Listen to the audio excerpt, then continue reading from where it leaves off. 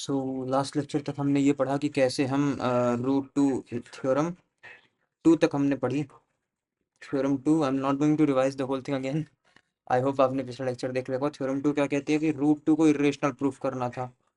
Root two is irrational, ये proof कैसे होगा? ये हमने बता तो दिया कि इरेशनल का एग्जांपल रूट टू होगा, लेकिन रूट टू को इरेशनल प्रूफ कैसे करेंगे ये हमने कल के लेक्चर में देख लिया था। अब कल के लेक्चर में ये देखने के बाद अब हमारी बारी आ गई है थ्योरम थ्री की ओर बढ़ने की। तो हमने क्या किया था? रूट टू को कॉन्ट्रडिक्शन के मेथड से प्रूफ किया था। Method of contradiction, method of contradiction, contradict करा के कि कैसे कि हमने एज्यूम कर लिया कि root two is a rational number और फिर पी बाई क्यू के फॉर्म में दिखाया where P and Q are coprimes. तो उस फॉर्म में हमने दिखाने के बाद ये दिखाया कि P is also divisible by to and Q is also divisible by to through this method. अगर आपको याद हो तो अगर आपको याद हो तो यहाँ हमने क्या किया था? पहले टू को प्राइम्स के तरह हमने एज्यूम कर लिया था कि एक्स एंड वाई आर को प्राइम्स एक्स बाई वाई के फॉर्म में, जिसे मैं पी बाई क्यू कह रहा था। तो उसके बाद हमने क्या किया? उसके बाद हमने root two is equal to X upon Y लिखा, फिर two is equal to X square by Y square लिखा। इस तरह हमने ये प्रूफ किया कि X is divisible by two, और X is divisible by two proof करने के बाद हमने ये प्रूफ किया कि Y is also divisible by two. तो जब Y is also divisible by two और X is also divisible by two, तो इन दोनों के एक तो फैक्टर वन, एक फैक्टर ये इटसेल्फ, एक फैक्टर टू, तो ये को प्राइम्स हो ही नहीं सकते। आखिर क्यों नहीं हो रहा है ऐसा? को प्राइम्स क्यों नहीं हो रहा है? जबकि हमने यहाँ कहा था कि को प्राइम्स हैं, तो को प्राइम्स क्यों नहीं हो रहा है? क्योंकि ये रेशनल है ही नहीं। तो मेथड ऑफ कॉन्ट्रडिक्शन का यूज करके हमने ये प्रूफ कर दिया कि रूट टू इज इरेशनल। अब हम प्रूफ करेंगे थ्योरम। अच्छा, इसी पे हमने आपको एक बहुत प्यारा सा क्वेश्चन दिया था कि रूट फाइव इज इरेशनल, ये प्रूफ करिए। तो आई होप आपने कर लिया होगा रूट फाइव को इरेशनल प्रूफ। हाउएवर एक बार हम देख लेंगे कि रूट फाइव को इरेशनल कैसे प्रूफ किया जाए। By same method of contradiction, same way, same तरीके से हम रूट फाइव को इरेशनल प्रूफ करेंगे। हालांकि आज हम देखेंगे थ्योरम थ्री। अगर मैं इसकी स्टेटमेंट लिखूं, तो अगर ए कोई एक टर्मिनेटिंग डेसिमल है, क्या है ए? ए क्या है? एक टर्मिनेटिंग डेसिमल। अभी स्टेटमेंट नहीं लिख रहा हूँ, अभी मैं पहले समझा देता हूँ। टर्मिनेटिंग क्या है? डेसिमल है। डेसिमल है। टर्मिनेटिंग डेसिमल क्या होता है? जो एक सर्टेन पॉइंट की वैल्यू के बाद वो समाप्त हो जाए, पॉइंट के बाद की वैल्यू के बाद वो समाप्त हो जाए, पूर्ण हो जाए। तो then A can be expressed as P by Q. तो ए को एक्सप्रेस किया जा सकता है, A expressed as P by Q, where Q is not equal to zero. Obviously Q not equal to zero होगा। और P and Q are coprimes, P and Q are coprimes, P and Q are coprimes. और Q का जो prime factorization है, and Q prime factorisation, Q का क्या होगा? To की पावर एम, फाइव की पावर एन, टू की पावर एम, फाइव की पावर एन। ओके। अब इसमें बहुत सारे टर्म्स ऐसे आ चुके हैं जो कि आपको शायद ना पता हो। फॉर एग्जाम्पल, आपको को प्राइम्स मैंने पिछले लेक्चर में पढ़ा दिया है, आपको नहीं आता है तो आप पिछले लेक्चर देख सकते हैं। और प्राइम फैक्टराइजेशन की अगर हम बात करें, तो प्राइम फैक्टराइजेशन होता क्या है? तो आज हम ये भी देखेंगे, आज हम देखेंगे ये भी कि prime factorization in form of two की पावर एम और फाइव की पावर एन क्या होता है। सबसे पहले तो प्राइम फैक्टराइजेशन क्या होता है? प्राइम फैक्टराइजेशन, प्राइम फैक्टराइजेशन होता क्या है? आखिर प्राइम फैक्टराइजेशन होता क्या है? आखिर प्राइम फैक्टराइजेशन होता क्या है? तो हमने फंडामेंटल थ्योरम ऑफ अरिथमेटिक में पढ़ा था कि हर एक कंपोजिट नंबर ए जो है वो असल में प्रोडक्ट ऑफ प्राइम्स है, प्रोडक्ट ऑफ प्राइम्स है। आखिर ये जो एक कंपोजिट नंबर है वो क्या है? एक प्रोडक्ट ऑफ प्राइम्स है। ये सब क्या हैं? प्राइम नंबर्स हैं, प्राइम नंबर्स। ये सब क्या है? प्राइम नंबर्स हैं। ये सब क्या है? प्राइम नंबर्स है। फंडामेंटल थ्योरम ऑफ अरिथमेटिक में ये बताया था। क्या ये बात समझ में आई है? क्या ये बात समझ में आई है? ठीक है। तो अगर हम ऐसा कह रहे हैं, तो हम किसी भी कंपोजिट नंबर को प्रोडक्ट ऑफ प्राइम में लिख सकते हैं क्या? इसी को प्राइम फैक्टराइजेशन कहते हैं, इसी को प्राइम फैक्टराइजेशन कहते हैं। राइटिंग एनी नंबर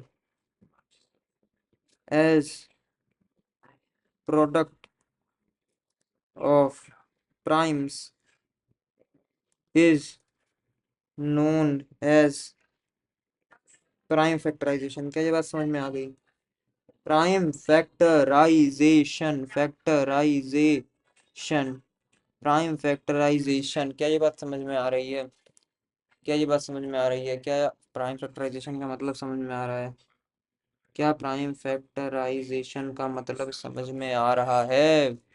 अगर समझ में आ रहा है तो चलिए एग्जाम्पल देख लेते हैं। एग्जाम्पल में हम लेंगे और प्राइम फैक्टराइजेशन करते कैसे हैं। तो सबसे पहले हम पकड़ेंगे, मान लीजिए एक नंबर है 36। हमने क्या किया, हम पहले देखेंगे 2 से डिवाइड होता है क्या। 2 13 जा 13 1 जा। तो प्राइम फैक्टराइजेशन क्या हुआ, 36 is equal to 2 into 13। Left side वाले सभी के सभी को लिख दिया। अच्छा, इसी प्रकार से हमने लिया बहुत बड़ा नंबर, मान लीजिए 20256। तो इसको 2 से करते हैं पहले, 10128। फिर 2 से करते हैं 5064। फिर 2 से करते हैं 2532। ऐसे ही जब आप करते जाएंगे, 2 से करते हैं 1266। फिर 2 से करते हैं 633। फिर 3 से करते हैं तो आ जाएगा, यहाँ शुरू कर देते हैं 633। 3 से करते हैं 211। और 211 किससे होगा, 211 चेक करिए किससे होगा। और इसी तरह मान लीजिए 211 भी किसी से हुआ, है ना। फिर आगे आप करते गए होता गया। समझ रहे हैं या नहीं समझ रहे हैं? फिर आप करते गए होता गया। तो 2 कितनी बार है, 1 2 3 4 5। तो 2 to the power 5 into 3 to the power 2 into जो कुछ भी आए वो होता जाएगा। क्या वो होता जाएगा या नहीं होता जाएगा? सही बात है, सही बात है, सही बात है कि नहीं सही बात है? सही बात है कि नहीं सही बात है? अगर ये बात समझ में आ गई हो, अगर ये बात समझ में आ गई हो तो हम आगे बढ़ें। क्या प्राइम फैक्टराइजेशन समझ में आ गया ना? जैसे 4 का प्राइम फैक्टराइजेशन क्या होगा, 2 2 जा 4, 2 1 जा 2। यहाँ 1 आ जाए जहाँ, वहाँ हो गई बात हमारी खत्म, बात वहीं पे 2 into 2 होगा 4 का प्राइम फैक्टराइजेशन। तो प्राइम फैक्टराइजेशन अगर समझ में आ गया हो तो अब हम थ्योरम 3 समझते हैं कि अगर ए एक टर्मिनेटिंग डेसिमल है, अगर ए एक टर्मिनेटिंग डेसिमल है तो ए को हम p/q where q is not equal to 0 के फॉर्म में रिप्रेजेंट कर सकते हैं, where p and q are coprimes, जहाँ p और q को प्राइम्स हैं और q का प्राइम फैक्टराइजेशन 2 की पावर m और 5 की पावर n की पावर में है। सही बात है, सही बात है, सही बात है। ठीक है, ठीक है कि नहीं है? समझ में आ रहा है? नहीं आ रहा है तो एक और बार सुनिए, एक और बार सुनिए। तो ए को हम बेसिकली रेशनल प्रूफ कर सकते हैं अगर ए टर्मिनेटिंग डेसिमल है तो, बस इतनी सी बात है। अगर ए टर्मिनेट कर रहा है तो हम उसे रेशनल प्रूफ कर सकते हैं और सर्टेन कंडीशंस क्या लगेंगी कि पी क्यू को प्राइम हो जाएंगे और क्यू का प्राइम फैक्टराइजेशन 2 पावर m और 5 पावर n में हो जाएगा। एग्जाम्पल से हम इसे देख लेते हैं कैसे होता है ये। तो अगर हम एग्जाम्पल लें 1/4 का, तो ये होता है 1/2 into 2। ये सब हम एग्जाम्पल टेक्स्ट बुक से ले रहे हैं। 1/2 का स्क्वायर। तो क्या हमने ये दिखा दिया कि जो कि 0.25 है, एक एक टर्मिनेटिंग डेसिमल, एक टर्मिनेटिंग डेसिमल, एक टर्मिनेटिंग डेसिमल को हमने फ्रैक्शन के फॉर्म में लिखा, को हमने फ्रैक्शन के फॉर्म में लिखा, जिसको फिर हमने ये p/q के फॉर्म में लिख दिया, where q is not equal to 0। समझ में आ रहा है? समझ में आ रहा है? और p और q क्या है, को प्राइम्स हैं, को प्राइम्स हैं। p और q क्या है, को प्राइम्स हैं। ठीक है। वन वन और टू क्या है, को, वन तो वैसे ठीक है, वन तो वैसे को प्राइम नहीं है, लेकिन हम फिर भी इसे को प्राइम बनाते हैं। चलिए और आगे देखते हैं।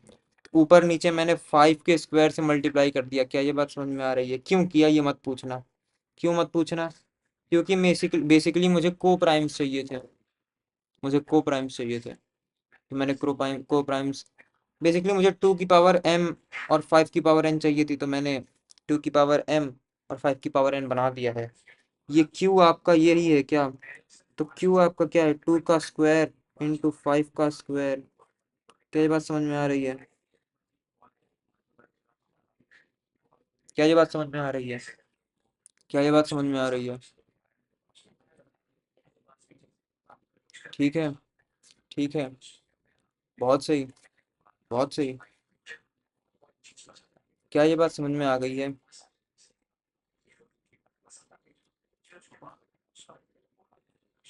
क्या ये बात समझ में आ गई है? एक और एग्जांपल लेके समझा देते हैं। फॉर एग्जांपल हम 23/125 कर रहे हैं, तो क्या इसको हम 23/5 का स्क्वायर लिख सकते हैं? लेकिन मुझे यहाँ 2 की पावर m और 5 की पावर n चाहिए क्या? ठीक है, तो मैं इसे 23 × 2 स्क्वायर अपॉन 2 स्क्वायर × 5 स्क्वायर लिख सकता हूँ।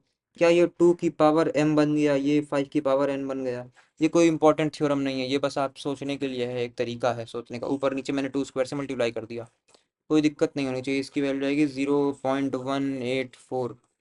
ठीक है, करके देख लीजिए, नहीं मन अगर मान रहा हो तो, लेकिन ठीक है, मान जाना चाहिए। ठीक है, समझ में आ गया, समझ में आ गया। क्या हम थ्योरम 4 पे ध्यान दें? क्या हम थ्योरम 4 पे ध्यान दें? क्या हम थ्योरम 4 पे ध्यान दें? थ्योरम 4 क्या कहती है? अगर p/q एक रेशनल नंबर है, जहाँ पे q एक फॉर्म 2/m, या अगर p/q एक रेशनल नंबर है, रेशनल नंबर है, and q is of the form 2 की पावर m 5 की पावर n।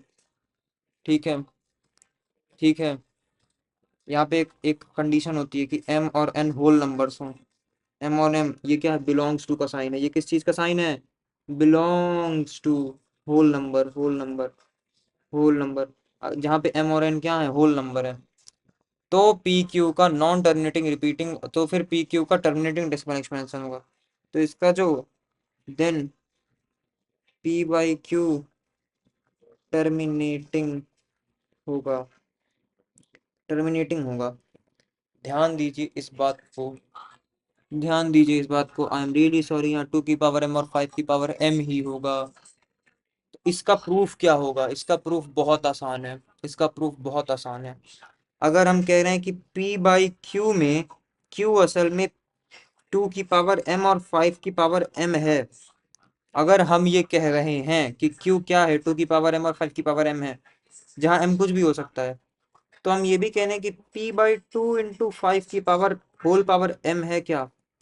तो p इंटू 10 की पावर m है क्या?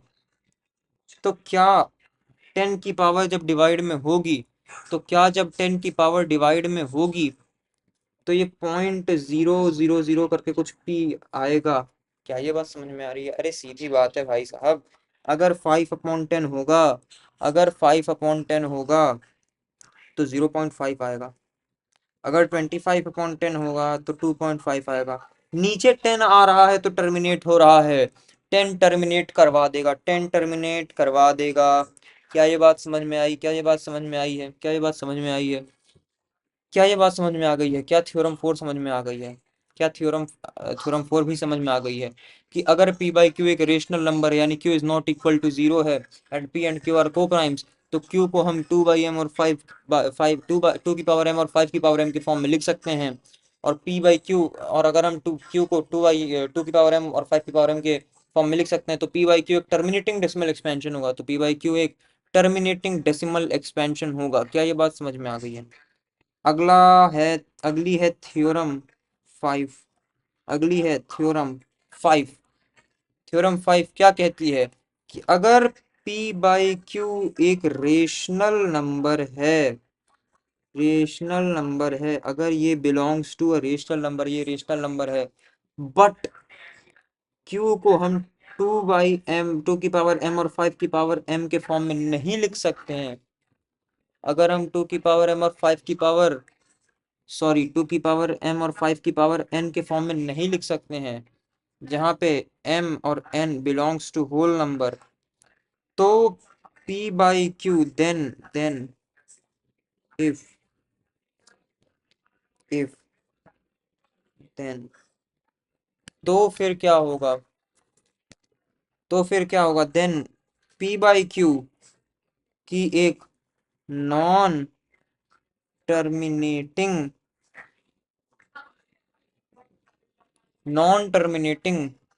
डेसिमल एक्सपेंशन होगी। तो इसकी कैसी एक्सपेंशन होगी? नॉन टर्मिनेटिंग डेसिमल एक्सपेंशन, लेकिन साथ ही साथ एंड रिपीटिंग भी डेसिमल एक्सपेंशन होगी। क्या ये बात समझ में आ रही है? क्या ये बात समझ में आ रही है? Non terminating repeating decimal expansion होगी। q is of the form 2 की power m, q is not of the form 2 की पावर m into 5 की power n। q is not of the form, non terminating होगी और repeating होगी। क्या ये बात समझ में आई है? क्या ये बात समझ में आई है? क्या ये बात बहुत अच्छे से समझ में आई है? क्या ये बात बहुत अच्छे से समझ में आई है? ठीक है, ठीक है, बढ़िया,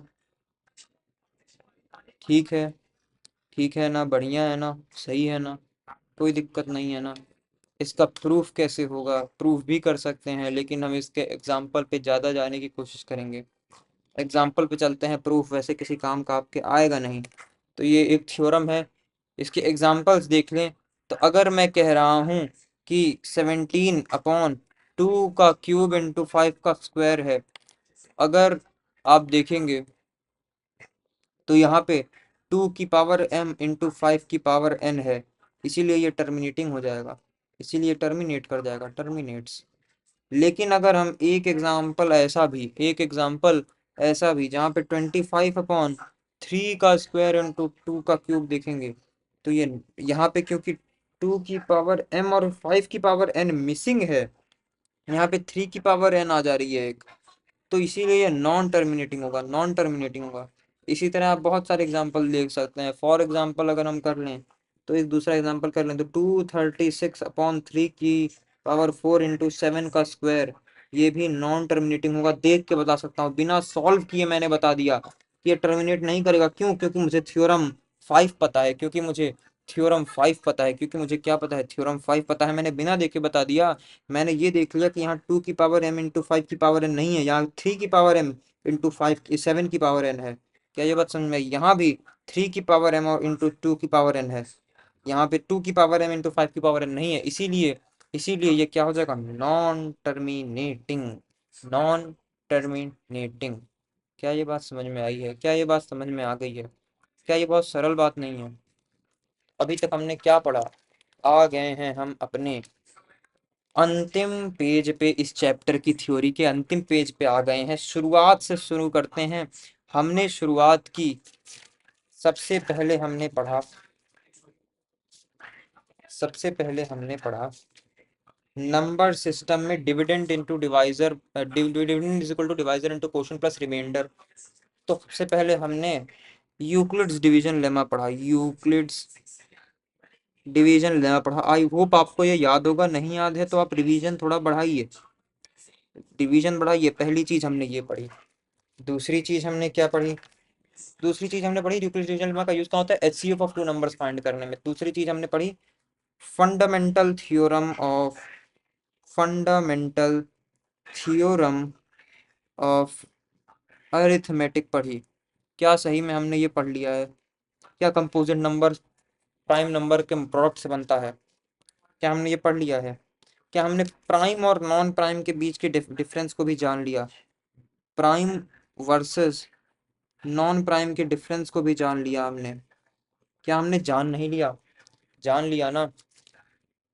क्या इसी तरह हमने ये देखा कि इर्रेशनैलिटी प्रूफ करने में फंडामेंटल थ्योरम ऑफ अरिथमेटिक का यूज होता है? इसका यूज कहाँ होता है? इर्रेशनैलिटी प्रूफ करने में, इर्रेशनैलिटी प्रूफ करने में। इसके बाद हमने देखा कि कि कि इर्रेशनल नंबर्स क्या होते हैं।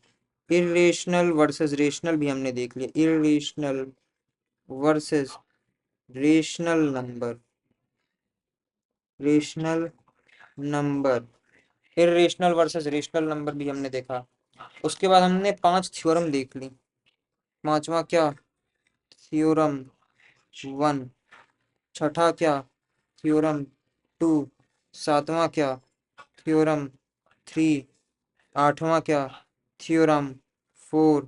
और नौवां क्या, थ्योरम 5। क्या ये बात समझ में आ गई है? क्या ये बात समझ में आ गई है? क्या ये बात समझ में आ गई है? क्या ये बात बहुत अच्छे से समझ में आ गई है? इसी तरह हमने क्या देखा, नॉन टर्मिनेटिंग सबसे पहले टर्मिनेटिंग देखा। टर्मिनेटिंग क्या होता है, जो कुछ डेसिमल प्लेसेस के बाद खत्म हो जाए। 11वीं चीज हमने क्या देखी, नॉन टर्मिनेटिंग देखा। नॉन टर्मिनेटिंग देखा। नॉन टर्मिनेटिंग में किस प्रकार का नॉन टर्मिनेटिंग, तो प्लस रिपीटिंग वाला, रिपीट कर जाए 1.66666667 अच्छा 12वां हमने क्या देखा, 12वां हमने देखा non terminating. Non terminating, terminate भी नहीं कर रहा, प्लस नॉन रिपीटिंग, रिपीट भी नहीं कर रहा, जैसे पाई हो गया इरेशनल, नॉन रिपीटिंग। क्या हमने ये सब देख लिया? क्या ये सब हमने जान लिया? क्या ये सब, क्या ये सब हम समझ गए? क्या क्या 12 चीजें हम समझ गए? क्या क्या चैप्टर हमारा पूरा सिद्ध हो गया क्या, एकदम बढ़िया से? क्या हम अब ज्ञाता नहीं हो गए इस चैप्टर के? क्या यही हमारी थ्योरी है? क्या यही हमारी थ्योरी है? क्या यही है क्या थ्योरी? क्या यही है क्या थ्योरी? क्या यही है क्या थ्योरी? क्या इसी को थ्योरी कहते हैं? क्या इतना ही बड़ा चैप्टर है? क्या ये सब चीजें आपको याद हैं? और नहीं याद है तो क्या इन सब चीजों को आप याद नहीं करेंगे? क्या आप बार बार आप लेक्चर नहीं देखेंगे? क्या बार बार आप नोट्स नहीं पढ़ेंगे? और नहीं पढ़ेंगे तो क्या ये आपकी गलती नहीं होगी? तो हमने आज यहीं तक चैप्टर यहीं पे कर लिया अपना चैप्टर पूरा। इसकी प्रॉब्लम्स आपको हम अगले लेक्चर में प्रोवाइड कर देंगे, या कहिए तो इसी, चलिए इसी लेक्चर में प्रोवाइड कर देंगे, कोई बात नहीं है। इसी लेक्चर में अभी स्लाइड आएगी एक, जहाँ पे आपको दिखेंगी ये प्रॉब्लम्स हैं प्लस ये प्रॉब्लम्स हैं। तो ये ये हैं आपकी प्रॉब्लम सेट्स। आई होप आप इन प्रॉब्लम सेट्स को सॉल्व करेंगे, फ्यूचर में और भी प्रॉब्लम सेट्स देंगे।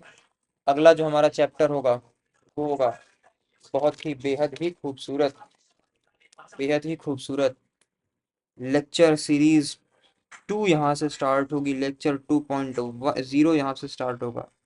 लेक्चर 2.0 यहाँ से स्टार्ट होगा, and we will start exploring polynomials and rational expressions. Polynomials and rational expressions. क्या ये बात समझ में आ रही है? क्या ये बात समझ में आ रही है? पॉलिनोमियल और रेशनल एक्सप्रेशन हम देखेंगे कि नहीं देखेंगे? क्या समझ में आ रही है ये बात? लेक्चर 2.2 सीरीज अब से स्टार्ट होगी।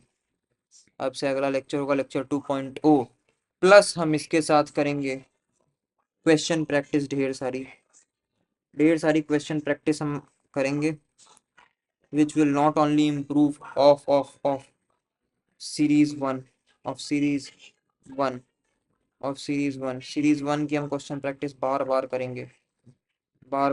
सीरीज वन की क्वेश्चन प्रैक्टिस। सीरीज वन मतलब lecture 1.0, 1.1, 1.2, 1.3, 1.4 and 1 point, I guess ये कौन सा था, 1.5। क्या ये बात समझ में आ रही है? क्या ये बात समझ में आ रही है?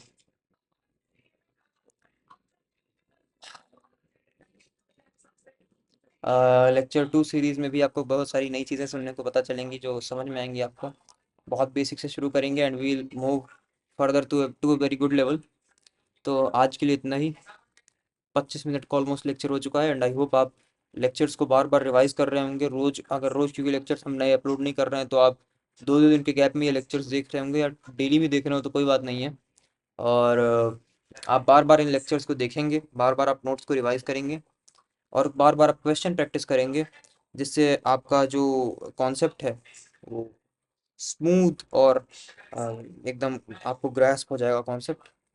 तो लेक्चर सीरीज टू को स्टार्ट करेंगे हम इसी आशा के साथ लेक्चर 1 सीरीज का समापन।